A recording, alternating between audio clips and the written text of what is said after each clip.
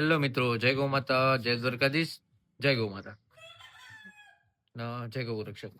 તો મિત્રો તમે જોઈ જ રહ્યા છો કે આપણે છીએ જીવદયાનો વગડો ગૌશાળા સતરાલ. તમને બતાવી રહ્યો છું કે આપણે કયા કયા જીવોની અહીંયા સેવા કરીએ છીએ.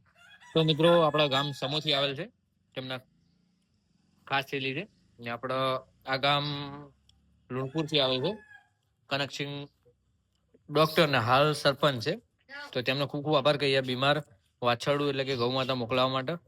એટલે મિત્રો તમે જોઈ રહ્યા છો કે આપણે ગૌ માતા અશક્તિ પામેલ છે, તો ઊભા થઈ શકતા નથી, પણ તેમને આપણે ઊભા કરીએ છીએ. કલાક 2 કલાક ઊભા થઈ અને બેસી જાય.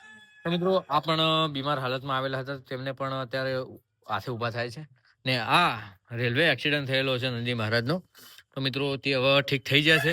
પહેલા ઊભા ના થઈ ગયા હતા, પણ અત્યારે મિત્રો હાથે ઊભા થઈને હાથે ખાવા જાય છે આપણે, તો એ પણ ઠીક થઈ જાય. ને મિત્રો આ તમે જોઈ રહ્યા છો કે આપણા નાના નાના આવા ગુગુલિયા આપણી જોડે પોચ છે. ને મિત્રો તમે જોઈ શકો છો કે આપણી જોડે એક પાડો પણ છે, કતલખો નથી પકડેલો. ને આ નીલગાય છે મિત્રો આજે આવેલા છે, વિક્રમભાઈ જીવ નિવેદના ટ્રસ્ટ. મિત્રો તેનો આપણો પગ ભાગી ગયેલ છે.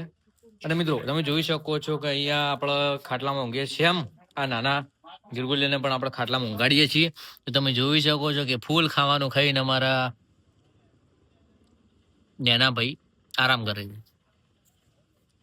તો મિત્રો તમે જોઈ રહ્યા છો કે અહીંયા ઘણા બધા ગિરગુલિયા છે, ને કુકડા પણ છે, તમે જોઈ શકો છો. ને આપણા આજે તેતરા પણ આવેલા છે, તેતર જે કહેવામાં આવે છે. તો મિત્રો તે પણ આપણા જીવદયાનો વગડો ગૌશાળામાં આવેલ છે. તો મિત્રો હું તમને એક બીજું બતાવું છું કેસ કે મિત્રો આ નીલગાય છે, તેને મિત્રો કાલની પરમ દિવસે આપણે લેવા જે વહેલી સવારે ઇકોમાં ગયા હતા, તેમને ઘણું નુકસાન કૂતરાઓ કર્યું હતું, પણ તેમને પણ હવે ઠીક થઈ ગયું છે. તો મિત્રો આપણે વાત તો એ કહેવા આવ્યા હતા અત્યારે વિડીયોમાં કે મિત્રો નામ તો લેવાનું તેમને ના પાડ્યું છે, પણ આપણે જે મૂકવા આવ્યા હતા તેમનું નામ તો લઈએ કે મિત્રો ગામ સતરાળાથી રાજુભાઈ પંચાલ. મિત્રો તે આપણા ખોણ મતલબ કહેવાય છે કે બીમાર ગાયોને ખવડાવવા માટે તમે જોઈ શકો છો રજવાડી મટકા, તો બીમાર ગાયો માટે ખાવા માટે 2 ઠેલી આપીને જાય છે. અને રામ ભરોસે કીધું છે મને કે નામ તો લેતા ના, પણ આપણે જે મૂકવા આવ્યા હતા તેમનું નામ તો લઈએ. મિત્રો કોને આપ્યું છે? તો રામ ભરોસે કીધું છે તેમને. તો મિત્રો તમે જોઈ રહ્યા છો કે પાણીમાં પલાળી મૂકવામાં આવે છે.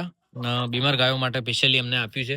તો તે જે દાતાશ્રીઓએ 2 કટા અલગ અલગ દાતાશ્રી છે, રામ ભરોસે આપણને કહ્યું છે, તો તેમને આપ્યું છે. તો તેમનો ખૂબ ખૂબ આભાર કે બીમાર ગાયો માટે આપણે ખાસ જરૂર હતી ખોળની, તો તેમને આપ્યું છે. અને તેમને તેમના પરિવારને ગૌ માતા બહુ આગળ વધારે અને હંમેશા હસતા રાખે અને હેપી રાખે.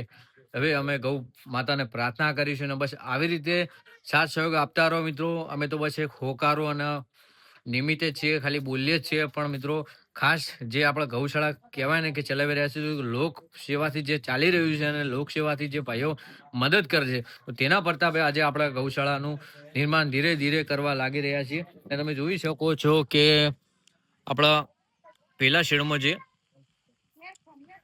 બધા જીવો માટે, અન્ય જીવો માટે આપણે કામગીરી ચાલુ છે, તેમને ઘર બનાવવાનું. શિયાળા આવી રહ્યો છે, બહુ મજબૂત અત્યારે ઠંડી પડી રહી છે, તો તેના માટે આપણે બહુ જલ્દી ઘર તૈયાર કરી છે. તમે જોઈ શકો છો કે આપણે રોજે રોજ થોડું થોડું દાન ઉઘરાઈએ છીએ અને કામે પણ ચાલુ રાખીએ છીએ.